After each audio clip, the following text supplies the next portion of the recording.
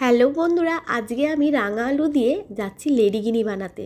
জানি না কেমন হবে, অনেক দিন আগে বানিয়েছিলাম, ভালো হয়নি তখনও। আজকেও আবার চেষ্টা করছি। তো এখানে রাঙা আলু ছাড়িয়ে ধুয়ে ভালো করে সেদ্ধ করে নিয়েছি।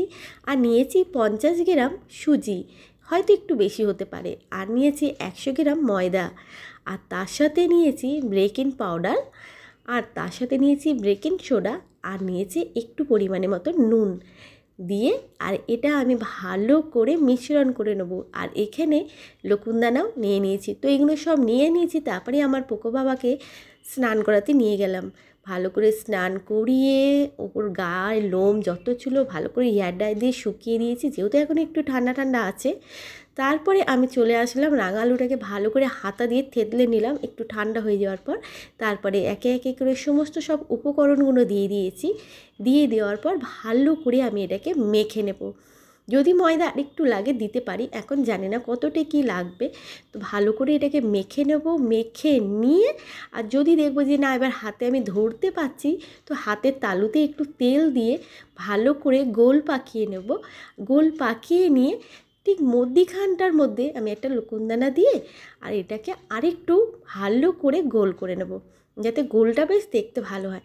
তো প্রথমে এক হাত দিয়ে ক্যামেরা ধরেছি, এক হাত দিয়ে ক্যামেরা বলতে গেলে ফোন, আর এক হাত দিয়ে এইভাবে দেখাচ্ছি, অসুবিধা হচ্ছে। তো আবার বাঁ হাতের তালুর মধ্যে নিয়ে আমি এভাবেই দেখিয়ে দিলাম। আর সমস্ত এখানে গোলাকার করে নিয়েছি। কড়াইয়ের মধ্যে তেল দিয়ে দিয়েছি, আর একটা পাত্রের মধ্যে জল দিয়ে দিয়েছি, যেহেতু রসটা বানাতে হবে। তো কড়ার তেল ভালো গরম হয়ে গেছে। আর এখানে এক এক করে সমস্ত গোলা লেডিগিনি আমি দিয়ে দিয়েছি এই মুহূর্তে কাঁচা। তো ভাজার পর রসে গেলে তারপর লেডিগিনি হবে। তো বড়াগুলো আমি এখানে ভালো করে নিচ্ছি, লাল লাল করে একদম ভেজে নিয়ে তারপরে সমস্ত সব কিছু তুলে নেব। নেওয়ার পর তারপরে আমি এগুলো রসে দেবো। তো দেখো কেমন হয়েছে।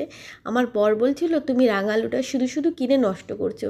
কি মাথায় ভূত চাপলো, না চলো রাঙা আলুটা দিয়ে কিছু একটা করি। ঘরে একা ছিলাম, নেই কাজ, খইবার চেষ্টা করলাম দেখি পারি কি না।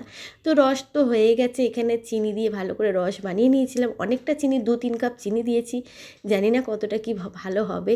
তো এক এক করে সমস্ত বড়াগুলো আমি দিয়ে দিচ্ছি। দেওয়ার পর দেখা যাক এটা লেডিগিনি হয় না রসের বড়া হয়, জানি না, খেয়ে বুঝতে পারবো। তো আজকে এটা রসের মধ্যে ভিজিয়ে রাখবো, দেখা যাক কত সময় লাগে। তো এক এক করে সমস্ত বড়াগুলো দিয়ে দিয়েছি।